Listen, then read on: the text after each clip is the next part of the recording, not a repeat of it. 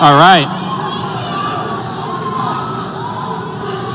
If you guys can be a little more excited, that'd be great. All right, well, we're here to debate the future of the political parties.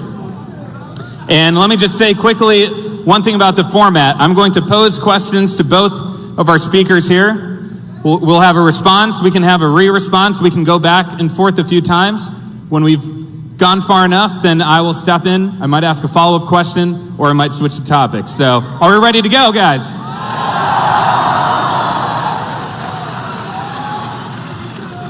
All right, well, let's start with one of the topics in the news today, and that's healthcare. And I'm going to start with Ben. Are you proud or disappointed in establishment GOP figures like John McCain, Lisa Murkowski, and Susan Collins for their vote on healthcare? So, I'm wildly disappointed with the entire party. The fact is that we were promised a full repeal of Obamacare. They did not even attempt to pursue a full repeal of Obamacare. And the fact of the matter is that there's a significant gap inside the Republican Party about whether this should even happen or not. There are people who believe that the Obamacare regulations are an affirmative good. There was an attempt to basically leave all the Obamacare regulations in place and just remove the funding mechanism, which would have led to the exacerbation of the death spiral. The truth about healthcare is this. There are three qualities of healthcare that you can have. You can have affordability, you can have universality, or you can have quality. And you can have two of those three things, but not all three. Right? You can have universality, affordability, or quality. Two of those three things you can have. And one of the things that's happened with Obamacare is that you've gotten closer to universality, but you haven't gotten any closer to either affordability or quality. And the Republican Party seems to be falling into the trap of basically just copying what the Democrats do, except being worse at it. What they actually need to do is relieve the regulatory burden that is driving up the cost of healthcare, and they need to stop acting as though insurance companies' jobs is actually just to reimburse people for their bad health. If you join up with an insurance company and your health sucks to begin with, you're going to pay more because it's an insurance company, not a charity. Now, that doesn't mean that we can't have...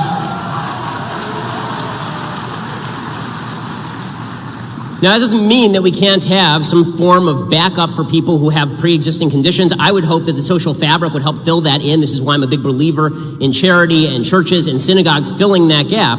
But what we can't do is suggest, as the Bernie Sanders left does, that healthcare is an inalienable right, and therefore you can put a gun to my wife's head, she's a doctor, and you can force her to provide care at any cost you want to pay.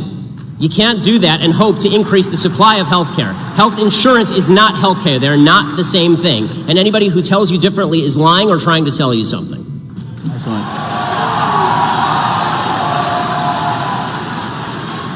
Cenk, your take on the healthcare vote. Great. Before I do that, first of all, welcome to the Thunderdome.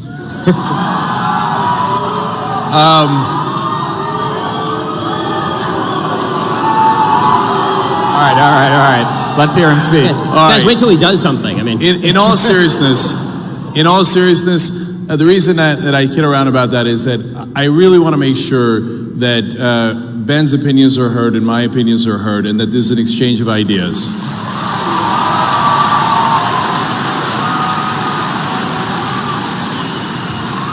And believe it or not, there are some things that we do agree on, but we won't be discussing those tonight. So on the issue of healthcare, let's get going. So the Democratic Party is incredibly proud that they defeated a bill that had 17% approval rating.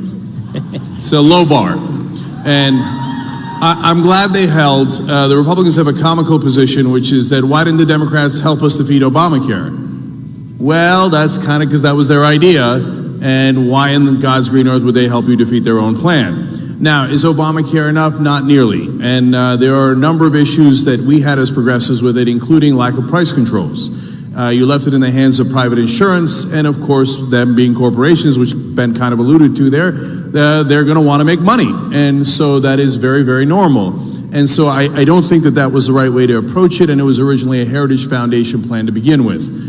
So I believe that the right approach, and the one that Democrats should pursue next, although they probably won't, is Medicare for all.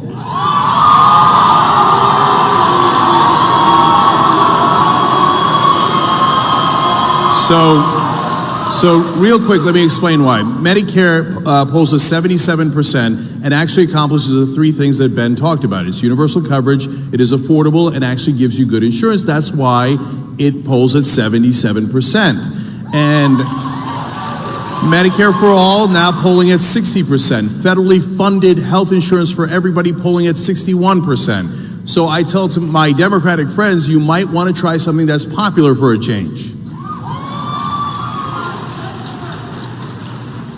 So, and finally, like on the idea that, hey, listen, everybody can't get health care. Well, this is not like furniture, which sometimes you allude to, Ben. You could have good furniture, bad furniture. I've had it all, right? That's optional. If you don't have good health care, you die. And so I view it as not something that capitalism should deal with, and I believe in capitalism, and I think they make great sneakers, but something that is about equality of opportunity. And you cannot have equality of opportunity if you're dead. So Medicare for all. Okay. Go ahead. So a couple of notes in response to the Medicare for all shtick. So this is Bernie Sanders shtick, obviously. The problem with Medicare for all is that when people say that it's affordable, this isn't affordable to the person who has the Medicare. It is not affordable to the country. In fact, it is so unaffordable to the country that the state of California was a nut job leftist state, just refused to even pass Medicare for all because it would have immediately doubled the debt.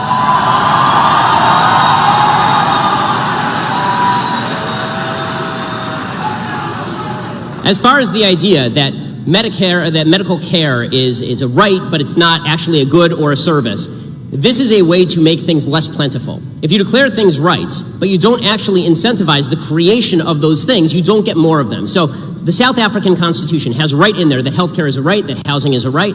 The fact is that you don't have good housing or healthcare in South Africa because just declaring things rights does not make them appear. What makes more things appear is a market-based system that creates more doctors, that creates more medical care, that creates more incentive for people to join up. So my wife is a doctor. That means she has to go through 1,000 years of medical training, and we have to spend hundreds of thousands of dollars to make her a doctor. The idea that you're going to have the government come in and then dictate the sort of care that she should provide to each particular patient, and then dictate how much she should be paid for that care, is going to lead to a decrease in the number of people who are going into the medical industry, which decreases the level of care overall. This is why I say that it is better to treat things as goods than as rights, because declaring something a right just means that you have the right to steal it from me. But declaring something a good means that you get a market process that leads to lower prices and better care over time. And the big problem we've had before Obamacare is that it was already treated quasi as a right. You had it heavily regulated on the state level. It is continually heavily regulated. The idea there's a completely unregulated market is absolute nonsense. The reason that you have employer-based health insurance in the first place was as a response to wage and price controls placed in the aftermath of World War II, and employers began giving health insurance as an actual good, right? They gave it as an actual incentive to their employees. If you had an actual individual-based health insurance market, you bought it just like you bought your car insurance, you would see more and better health care for everyone.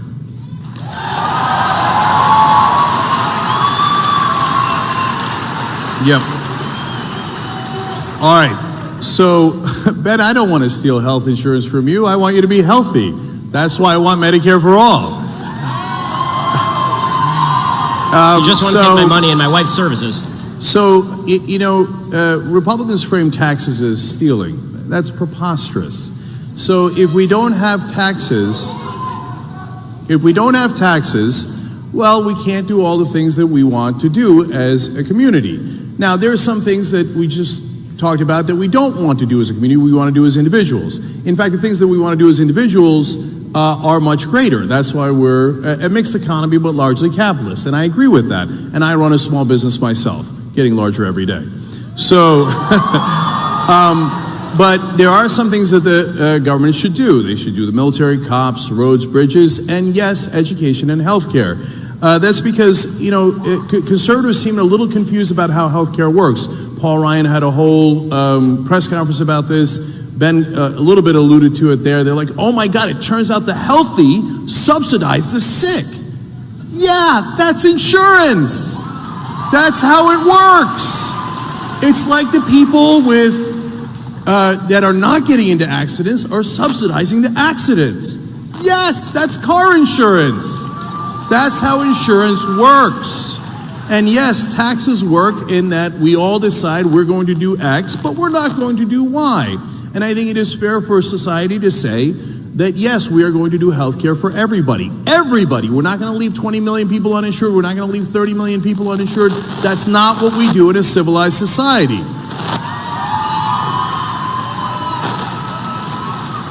And from time to time, the attack against Medicare, they say, oh, it's an entitlement. Yeah, we paid for it through payroll taxes our whole lives. You're goddamn right we're entitled to it, because we paid for it. We paid for it. And so when you take out the middlemen of the insurance companies that put their profits in there, that put their marketing in there, that put their lobbyist money in there, that means more savings for Americans. And so finally, the idea that it can't be done is preposterous, since every other Western developed country does some version of single payer. It obviously can be done, and it is done at lower rates and better coverage. So let me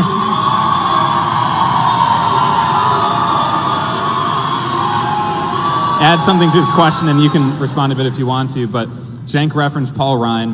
When the Republicans took control of Congress, Paul Ryan, the Speaker of the House, famously said, we need to switch from being an opposition party to being a proposition party. So what's your evaluation then of their efforts in that direction to unite the party and move legislation forward? I mean, we all have eyes. They suck at it. I mean, and Paul Ryan is not exactly my go-to guy when it comes to political acumen and genius.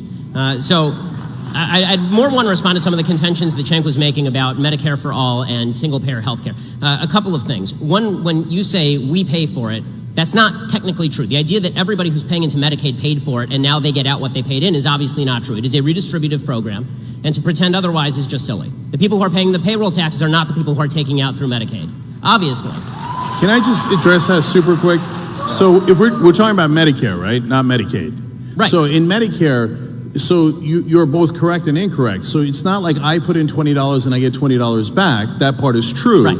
But we all pay into Medicare together, and then we all get it when we are sick. Can I ask you a question? I have two questions, really serious questions. One, what is your ideal tax rate?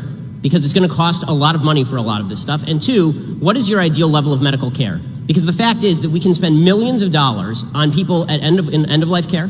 We can spend millions of dollars on surgeries and preventative care. I mean, healthcare is an expensive business, even under a single-payer system, which is why generally you end up with rationing. So what is your ideal level of healthcare that is provided to everyone, and what sort of tax rate are you proposing to subsidize that? Yeah, so those are very, very fair questions. So let's talk about taxes for a second. So conservatives agree or say all the time that the golden era of America was the 1950s and 1960s. Well, there's a lot of truth to that. Our economy was booming at the time, and we became the #1 economy in the world at that time. The tax rate for the highest bracket fluctuated between 70 and 91%. So that is when we were at our best. Now, I want to be clear. I'm also a businessman, and boy, that seems high. It does, okay? And one of the reasons my family were Republicans when I was growing up was because before Reagan came in, the highest marginal tax rate was 70%. So now we are nowhere near that. We have reduced taxes to bare bones, and we have shifted the taxes onto the middle class and away from the rich and corporations. So there is a much better balance to be had. And if you said to me, well, you're going to have $800 in taxes that are new, I say, wow, that hurts. But you're going to save $1,000 in premiums, deal. That is a deal I will take every time because I can do math. Okay. So that is the beginning of your answer to taxes. And then you said how much care. Well, so that is something that all the countries that do single payer or a version of single payer struggle with. And they have learned a lot of lessons. And if we stop saying, America's #1, we might actually just, first of all, on this issue, we're number 37. So, and if we looked at what Japan is doing so well, keeping costs down to half of ours and less, we might actually learn something from Japan, Switzerland, and other countries. And by the way, when we say Medicare for all, Medicare Advantage exists. So you can actually add private insurance on top of that.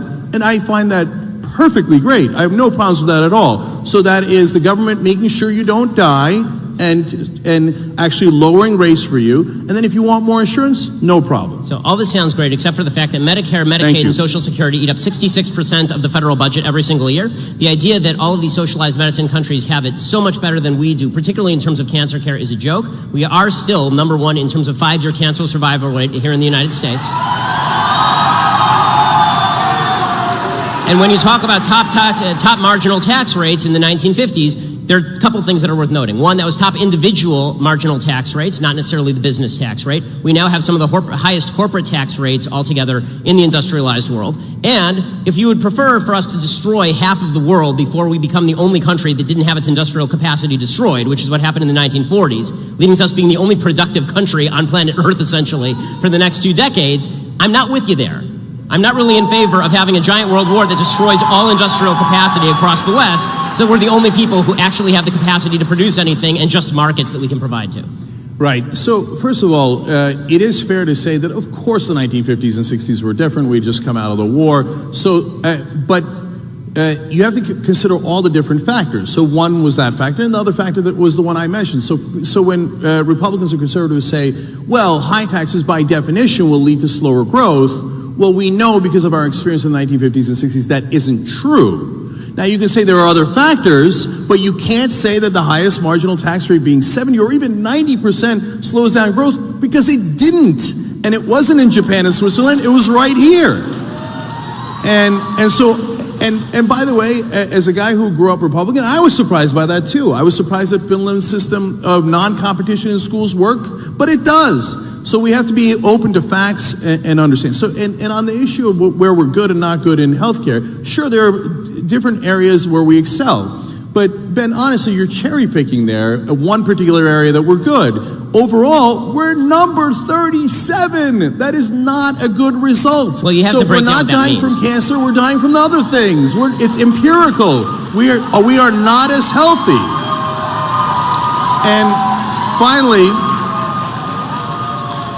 And finally, this idea that corporations are paying the highest tax rate is both, again, true and untrue. The part that is true is, hey, there's a rate of 35%. The part that's not true is they don't actually pay that. There is giant loopholes. And they've got $2 trillion sitting offshore, and they won't bring it in.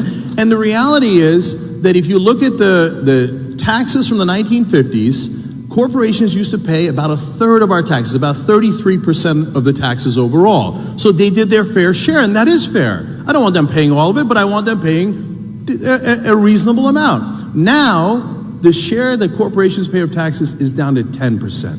You see what they did there? They did wealth redistribution. They took your wealth and redistributed it to them. Okay.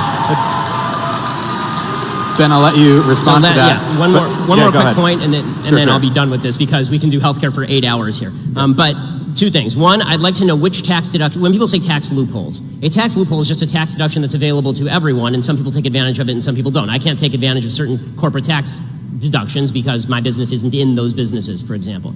I'm sort of with you in the sense that I'm not in favor of tax deductions. I'm in favor of a lower tax rate and get rid of a lot of the tax deductions, because I think that it's ridiculous that we have people gaming the system. That said, I'd like to know which tax deductions you'd like to do away with.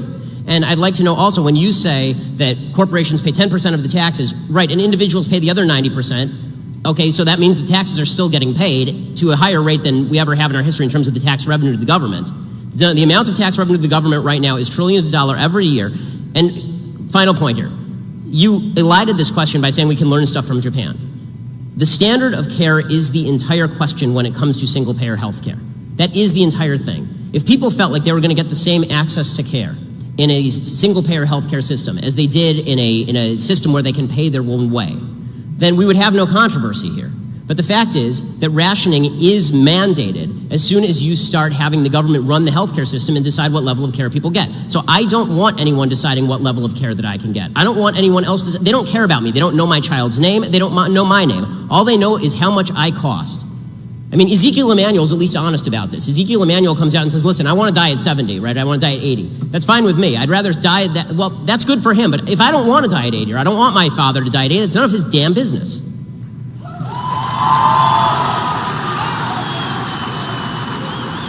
So So when you say tax revenue is at its highest point, now you know that that's misleading because everything economically is at its highest point, meaning that we have a lot more people in the country than we did in the 1950s and 60s, so hence we are collecting more overall taxes. But the reality is, as a percentage, it is clearly down. The top bracket now is around 39%. It used to be at 91%. That's inarguable, right? But our economy is significantly larger than it was then, and part of that is because of reductions in taxes over previous decades. Well, we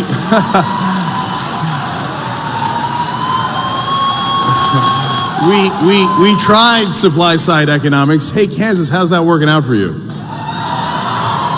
So there's this myth that... It's working out for you. Your business is doing great. Okay, yeah. Well, we just had 8 years of Obama.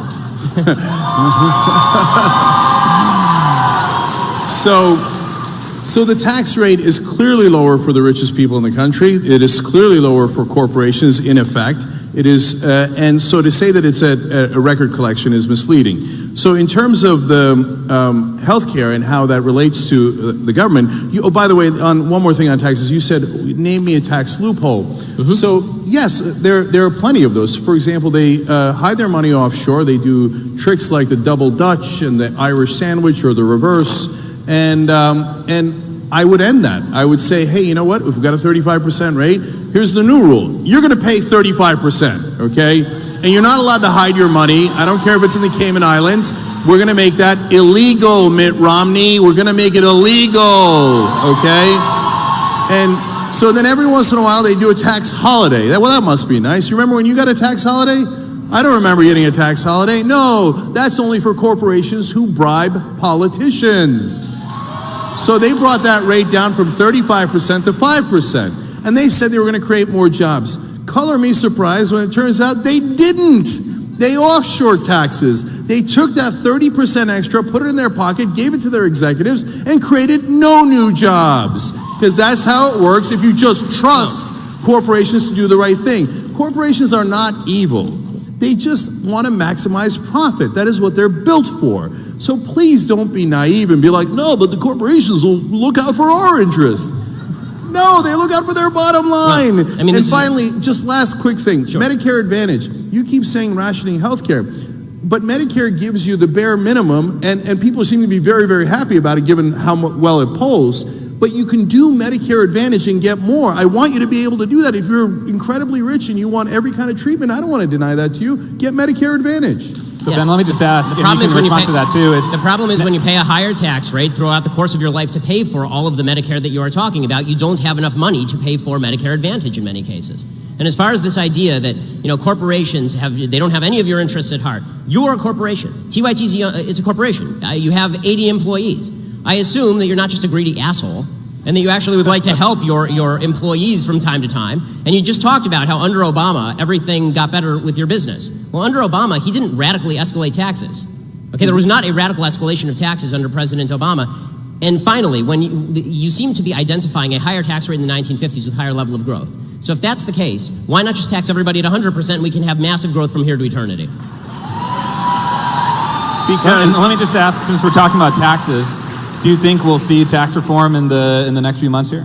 Okay, so let me try to address all that in your question as well. So just real quick, look guys, I said it however many questions ago, of course you have to find the right balance on all of these issues, including taxes. So I never said there's no end to how much you can I'm just asking why though. Yeah, so this leads to, no wait a minute, this leads to big government versus small government. You're asking me what the ideal tax rate is, and then you did a straw man there for a second and said it should be 100%. I never said that. No. In fact, I said... No, you said the economy... Let me understand you said the economy grew faster when the top marginal tax rate was 91%. So I'm asking you, why shouldn't the top tax rate or all tax rates be 91%? You seem to be identifying a higher rate of growth with higher taxation. So I'm asking you, on principle, you keep talking about the glories of a mixed economy. So now tell me about the glories of capital. I've heard about the glories of high tax rates. I've heard about the glories of government-provided health care. Now tell me some of the glories of actual capitalism, which is the basis for all the things you're talking. Tell me why it's good. Right. So now, look, when you, I use the example of the 91% and 70% to give you a sense of that I was surprised and you'd be surprised to find out that our economy was booming in those times. That's not to say that that is the right tax rate for us today. And so the exercise of finding the right tax rate is, guys, try to follow along, okay? It's called logic.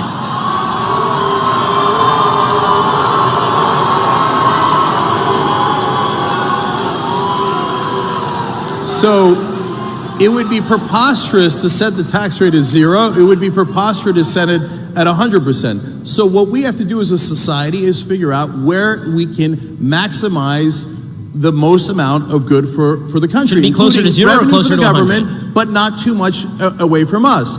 So, for example, the reason why when taxes are higher, it winds up being better for the economy is because it recirculates the money. So if you give it to the rich, this is hilarious. If you're uneducated, please at least don't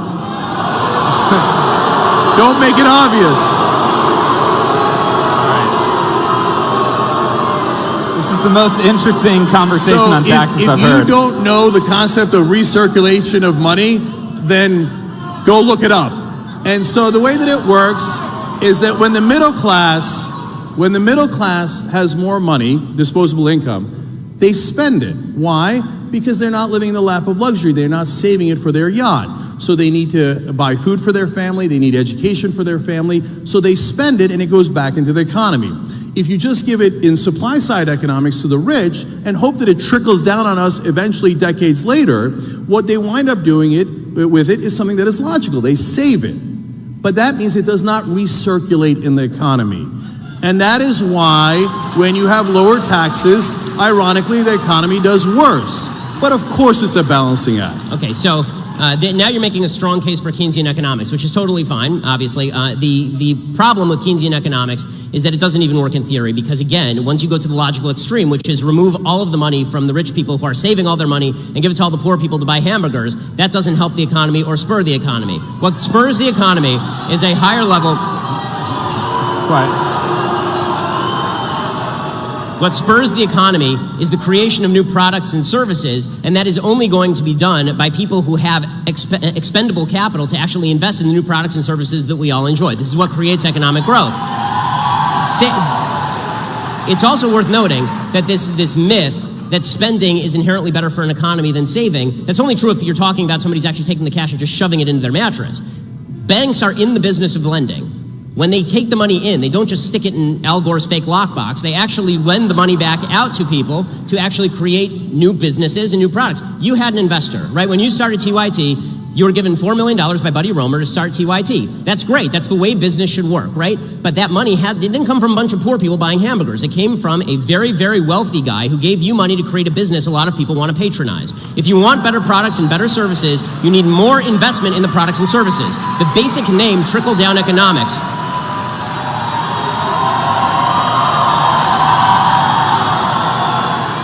The basic name trickle-down economics is not something that any conservative even proposed. It's a leftist revision of what economics actually is, because you're not giving me the money. It was my money in the first place, created through voluntary transactions that I had with others. I've not stolen money from anyone, neither have you. And the idea that money has to be forcibly taken from you and handed to somebody at the bottom end of the economic spectrum to somehow jog the economy, that may jog McDonald's, but is not going to jog all of the creation of the products and services that make all of our lives much better today than they were 30 years ago in terms of the stuff we have access to. Cenk, I'll let you respond to that briefly, and then we'll switch topic. Yeah.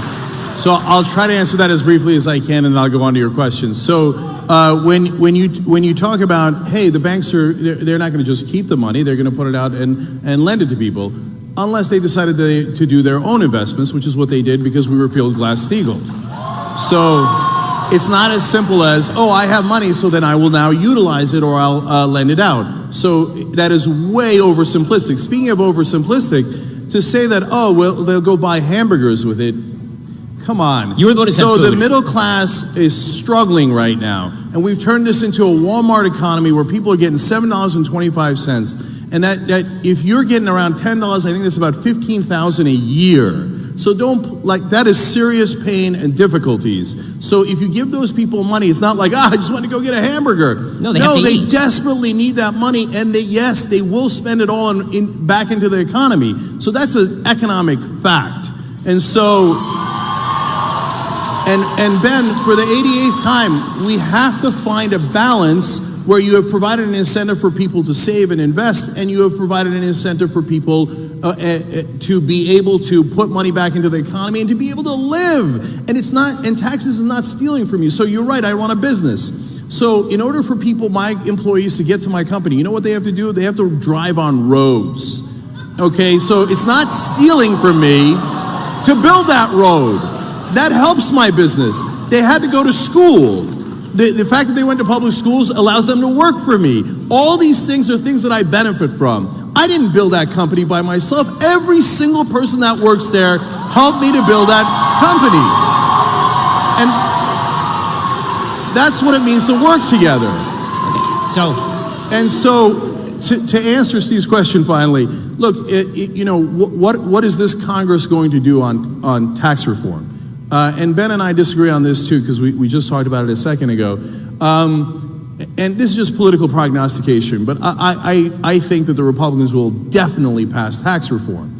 And the reason I say that is because the Republican Party at this point is completely dependent on their donors. And by the way, don't get me wrong, the Democratic Party is also largely dependent on their donors. I think the Republicans are a tiny bit more corrupt. But so I think that their donors are going to demand those tax cuts. And if I am right, and we'll all see this, because it's something that's going to happen later, not something that has happened, they will do everything. They will move mountains to make sure that those rich donors and corporations will get their tax cuts. Okay, so this is an interesting case where I say to Cenk's prognostication from his mouth to God's ears, and he says about mine from my mouth to God's ears, because I don't think they're going to pass anything, because I think that there's a high level incompetence inside the Republican caucus, and it's pretty fractious. But I do want to go back to a couple of points, because you actually hit on some major thematic points. You talked about roads and the fact that we need roads in order to get to work. This is a point Elizabeth Warren made, and obviously a point that President Obama made at the time. I don't think anyone argues that we don't need roads to get to work. The problem is that when you're talking about roads as a percentage of the budget, we are talking about a tiny, tiny, tiny percentage of the federal budget and of the state budget and even of the local budget. So the idea that you're justifying massive tax rates on corporations in order to pay for roads is just intellectually dishonest. It's a tiny, the stuff that we agree on, that government should spend on, is a tiny percentage of spending, right? It's all the other stuff that we disagree on. As far as the idea that I'm somehow being, dismissive toward people who are buying hamburgers, I'm not. I'm saying the people who are poor need to buy hamburgers to feed their children. They don't have the money to invest in building an iPhone, because when you're just trying to get by and you are living in a Walmart subsistence economy, you're using that money to buy the products and services you need to get by. That does not create new products and services that become cheaper over time through competition. You need somebody to make those investments. You said this about Glass-Steagall, for example. You said the banks, they might make their own investments. In what? In what? They're not investing in themselves. I mean, they have to take that money and then they have to use it to invest in something else. Places like Apple, some that fail and some that succeed. This idea that banks are somehow evils is just not the case unless you are talking about them working in Congress. Here you and I agree, working in congruity with a Congress and with a legislature that is attempting to give them kickbacks. Both you and I agree on this. So, and finally, as far as the idea that Republicans pass tax cuts because they're beholden to their donors, okay, and Democrats pass tax increases because the unions give them hundreds of millions of dollars every year, and I don't see Democrats complain about this.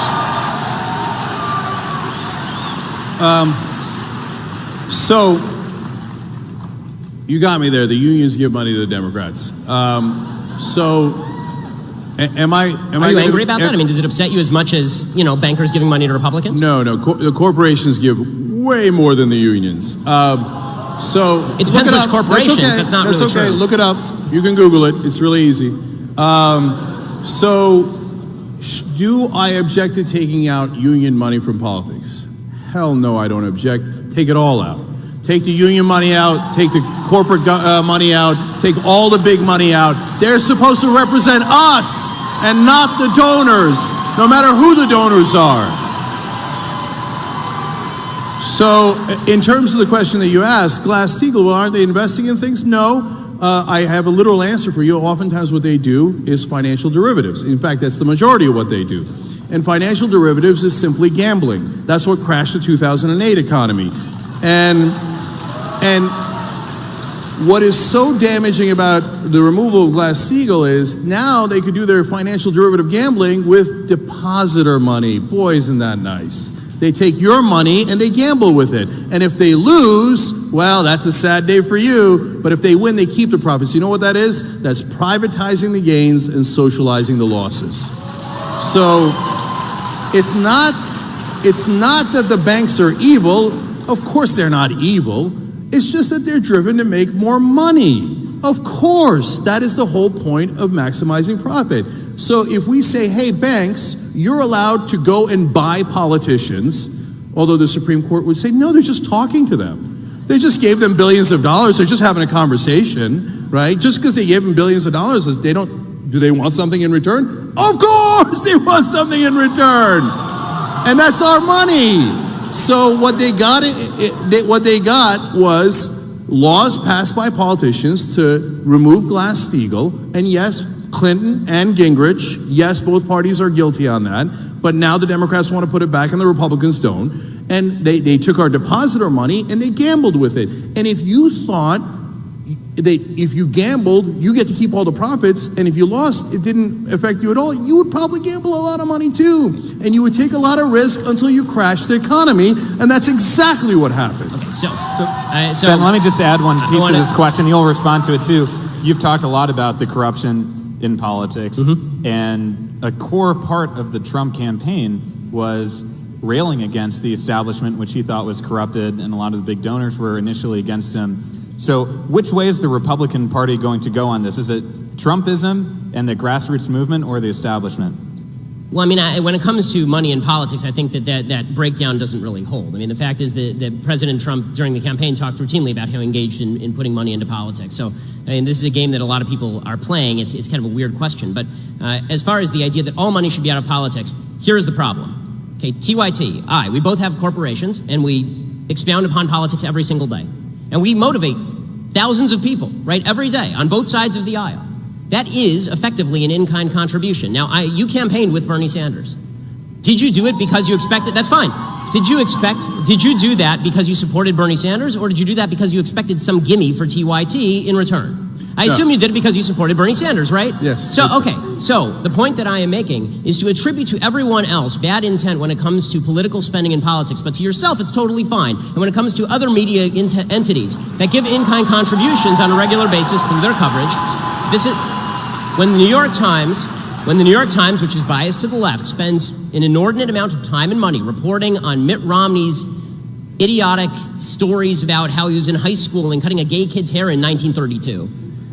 If you're saying to me that that is less impactful on the political sphere than a corporation, which is a group giving money to a political candidate for purposes of supporting that candidate, I fail to see how you can say for yourself that you are innocent in this, but everyone else is guilty. I don't believe that. Either everyone's guilty or everybody is innocent, or if you can find the actual cases of guilt where there's a quid pro quo, then we agree. That's prosecutable, right? Yes. So, other point. When you talked about the 2008 economy, you talked about Glass-Steagall and how this led to the crash. The real reason that the crash happened had far less to do with Glass-Steagall. I opposed the bailouts, by the way. It had far less to do with Glass-Steagall than it had to do with the fact that the federal government was actively promulgating the notion that corporations should give subprime mortgages to people who are not qualified as people who could take out loans. This meant that, as you say, corporations are not inherently conservative, they're not inherently free market, they're inherently profit-driven. So if they felt that they could give a bunch of subprime mortgages and this would inflate the real estate prices, and if things went wrong, they just foreclose on the nearest house, and the market just keeps going up and up and up, and they can just, as you say, turn these into derivatives and sell them on the open market by pretending that these are all good loans because they have government backing, then of course you're going to get an inflated, overheated real estate market. But the question there is not the workings of the free market, it's the combination that you like in a mixed economy, that I hate. Okay, I hate mixed economies in the sense that I don't believe that capitalism and socialism should be mixed, that corporatism is the solution. Okay, what you're talking about is corporatism. You're talking about Glass-Steagall, which freed getting rid of Glass-Steagall, it freed the corporations to invest in a free market manner, but also they gave a bailout to all of these corporations by essentially incentivizing them to give a bunch of bad loans, knowing that if things went bad, then all the losses would be socialized. The problem there is not the free market. The problem there is a government that is acting as a backstop for bad decisions in the free market by profit-driven corporations.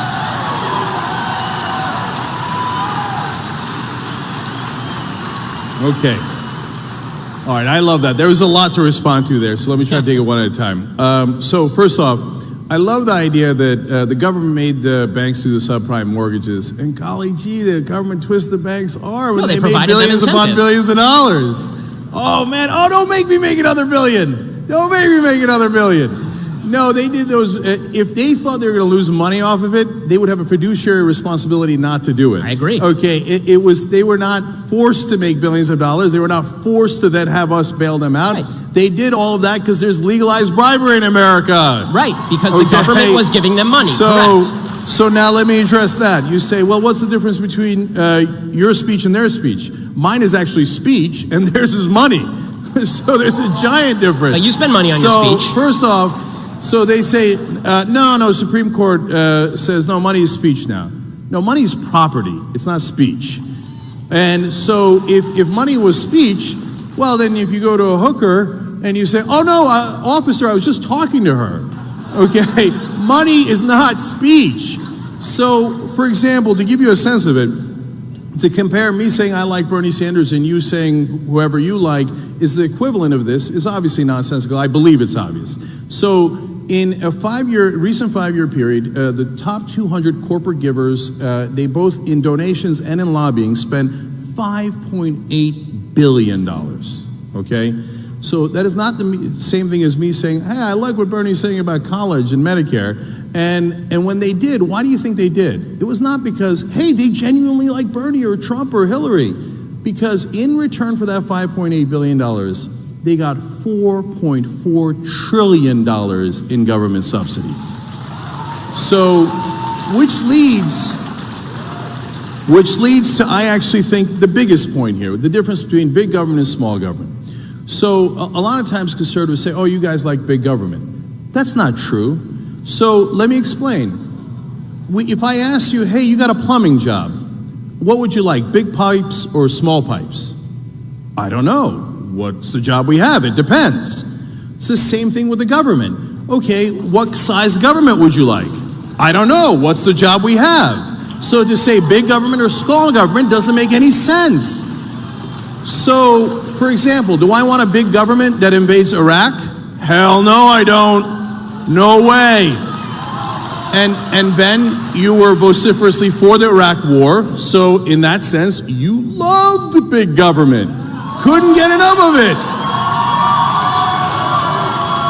And I could go on and on and on. Republicans say, no, no, no, we don't like big government, but we'd like to be inside your uterus.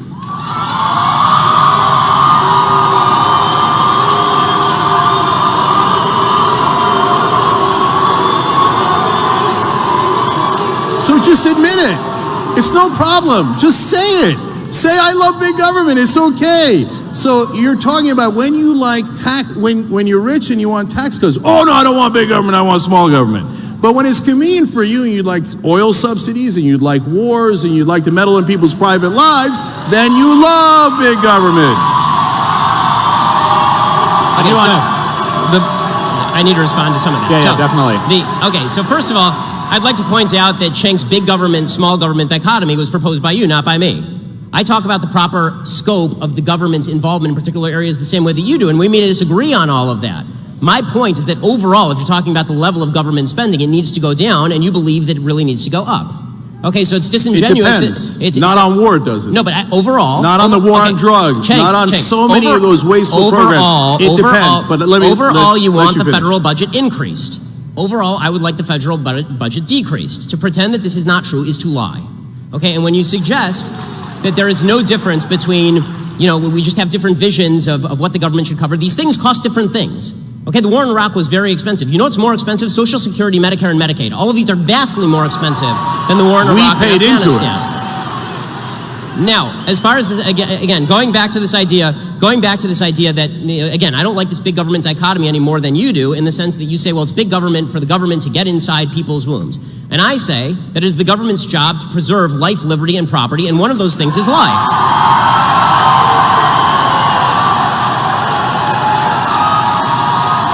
to protect you from someone else taking it. Okay, to protect you from someone else taking it. Now, when it comes to the idea that all money in politics is bad, again, I ask you, final question, final point on, we're going through 10 points at a time here, but final point here. When you say money in politics is bad, again, I ask you, Buddy Roemer gave you $4 million to start TYT. What did he expect in return? Should he not have given you money? Was the money not speech? It was just money, after all. It's just like a hooker, I assume. So are you the prostitute? How did this work?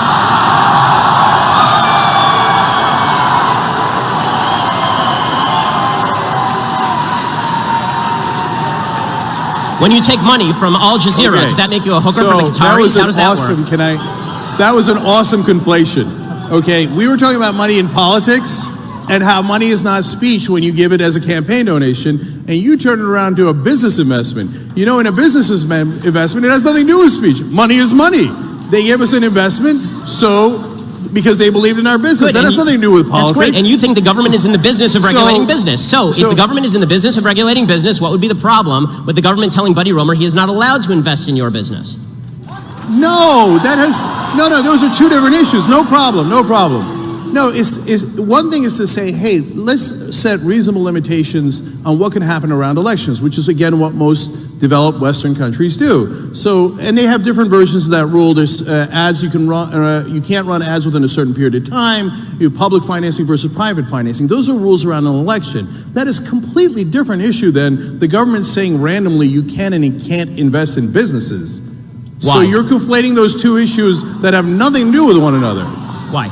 So let's just what does why mean? Because it's you believe in education, so why don't you believe in healthcare? Because it's a free country, and I get to spend my money wherever I damn well please. All right. So as we're coming to the close here, we're going to do one more. I gotta ask him. All right, very quick. You damn well please. Okay, so when the Koch brothers or Bloomberg or Soros puts in hundreds of millions of dollars into elections, you think, well, I just do them because they're good guys and they damn well please buying all those politicians. Or you think, no, the politicians would never be affected by hundreds of millions of dollars in legalized bribes. Okay. And you can't just spend your money anywhere you want. Of course there are rules. You can't bribe people. Right. There's many things you can't do with your money. And one of those should be bribing politicians, but we made it legal. Cenk. So I'm curious what your opinion on that is. Do you think that they're just golly shucks? They just mean well? Cenk, you're a lawyer, so you know that bribery requires two parties to the bribe. If I give money to a politician, there must be something in return. If there is no quid pro quo, there is no bribery. You think there's nothing in return? Well, you think the politicians don't do those favors? I think very often there is something in return, but I want you to point me to the things that are in return, not just say that all spending on politics ought to be forbidden except for the Young Turks.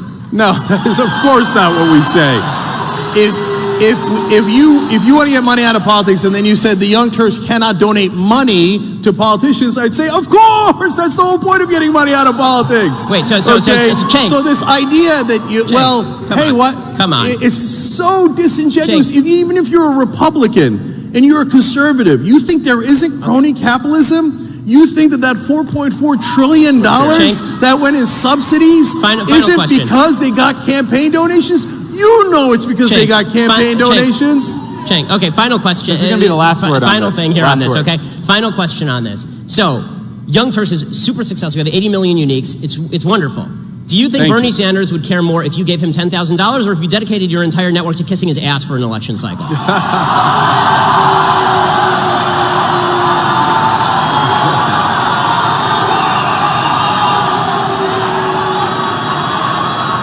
All right.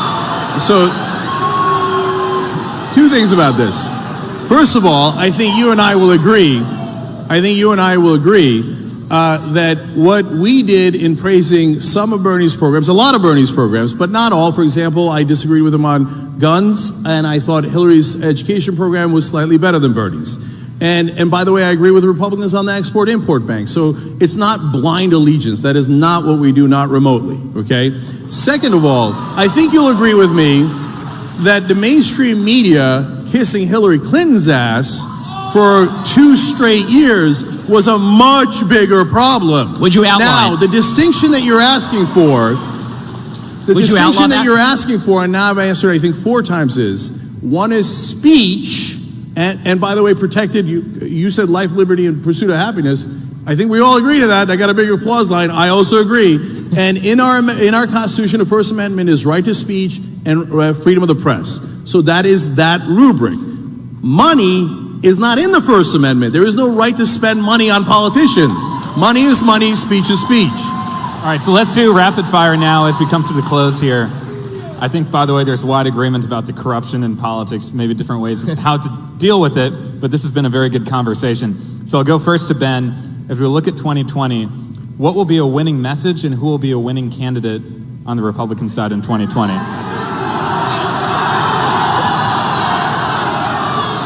So, I think that the greatest ally that the Republicans have is the incompetence and stupidity of the Democratic Party. The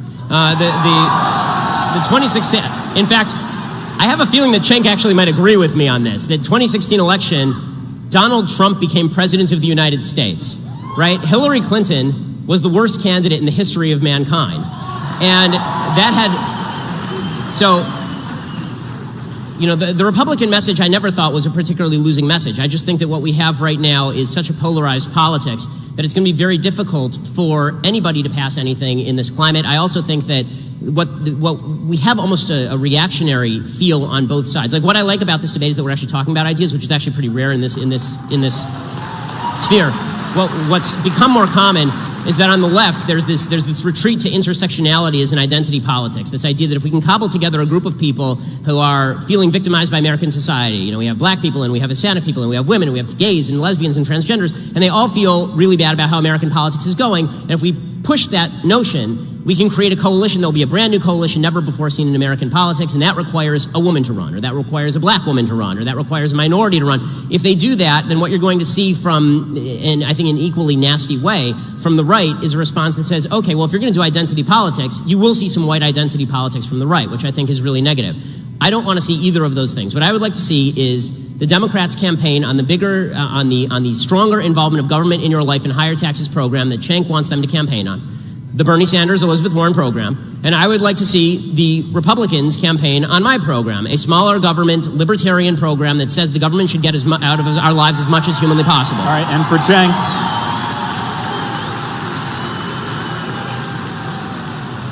Cenk, what will be a winning message and who will be a winning candidate for Democrats in 2020? Yep.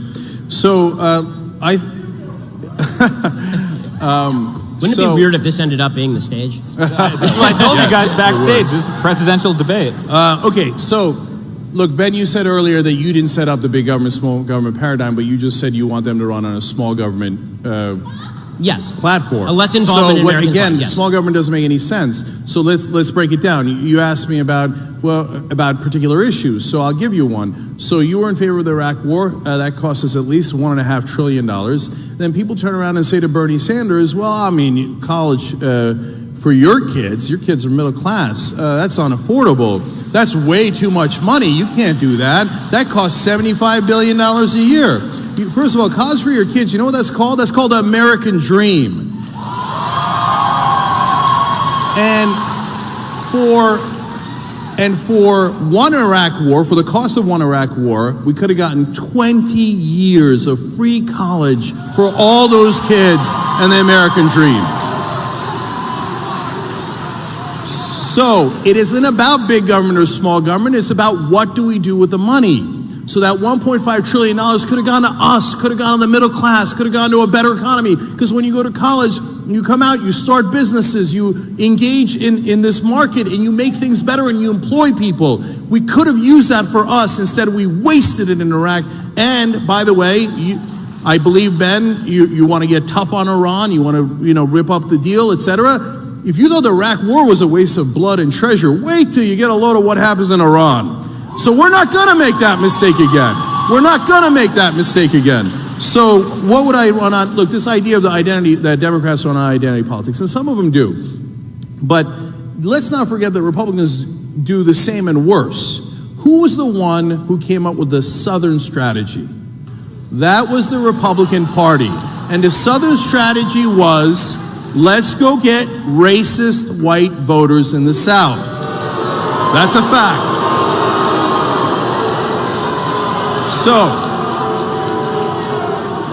Once again, it's this wonderful capitalist invention called Google. Google it. So two Republican chairmen have said, yes, we did do that strategy and we apologize. So that's a fact. They're the ones who invented identity politics. So when you like identity politics when it serves your interests, but all of a sudden when we say, hey, can black people have the same rights as white people? Oh, identity politics. Can gay people have the same rights as straight people? Identity politics. It's called equality. Look into it. It's called America. Okay? All right, well, I think we now know. USA! USA! USA! All right. Equality for all of us! Okay. All right. I want to respond to this is a Ben, point. just very quickly, and we'll have to This wrap is it very up. quick, okay? Very quick. Okay, I want to respond to a point. This is a point that Cenk made last year in his debate with Dinesh repeatedly for about an hour. Was the Southern strategy with regard to the Republicans. Okay, I'd like to point out the idea that the entire South solidly moved into the Republican category because of the Civil Rights Act is historically false and has been debunked multiple times by people ranging from Sean Trent at Real Clear Politics to professors at the University of Pennsylvania. And there's a bunch of ways to debunk it, including the fact that the Congress did not switch Republican in the South until 1994. Okay, did it take 30 years for the racists to realize what was going on? 21 senators from the South were Democrats. How many of them became Republicans after the Civil Rights Act? The answer, 1. The other 20 stayed Democrats. In 1952, Eisenhower did not win a ton of the South. Eisenhower did win, however, 7 states in the South in 1956, after he sent federal troops down south. The reason that the Republican Party started to win in the South, it began in the 1950s, not after the 1964 Civil Rights Act, and it was largely due to the movement of industry down south. It was new fringe members of the Republican Party, younger members of the Republican Party, who switched over to the Republican Party in the South, not old Democrats, who remained old Democrats and are still old Democrats today. All right. So I'm going to jump in here. Okay, I got it real quick. You're right. Very quick. By the way, final note, Jimmy word. Carter launched his 1980 campaign at the headquarters, that town in Alabama that was the headquarters for the KKK. So to pretend that it was only Republicans playing the bad and evil race strategy is just a lie. All right. Okay. Last word. So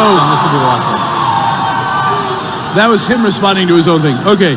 So, real quick, because you're right, we had a whole hour-long, almost an hour-long debate on the Southern strategy. You guys always cherry pick certain windows of time. In this very narrow window of time, this people change to that. I just went from 1952 to 1994. Hold on. If you're so right, why did two heads of the RNC come out and say, yes, we did the Southern strategy, and we apologize? Why did Pat Buchanan say to me on MSNBC, yes, we did the Southern strategy, yes, we got whites to vote for us in the South, and we had a good run, okay? It wasn't me saying it, was Republican leaders and Buchanan who did it at the Nixon campaign, admitting that was exactly the strategy. And there were some members of the Republican Strategy Council who were doing evil things. That doesn't mean all the people who voted for the Republicans were voting for them because of those things. And to impute that motive to tens of millions of people down south is to ignore not only every public opinion poll done, but also to fail to recognize history. All right, I'm going to cut right in here. So, first of all, I think we figured out who this crowd wants to run for president in 2020. Ben Shapiro. Cenk Uygur. Second of all, this is exactly the type of debates we need to be having between the left and the right all across the country. And I want to thank Politicon. Because this is exactly what we need in America. If we're not listening to each other, then our democracy won't succeed. And that's why I think this has been a very constructive debate. I'm not going to appoint a winner, but the real winner is the audience, because I think you've hopefully learned something new. So please join me in thanking our debaters tonight, Ben Shapiro and Cenk Uygur. And give a round of applause for Politicon. Give a round of applause for you. My name's Stephen Olicaro with the Millennial Action Project. Thank you and have a good night. Thank you.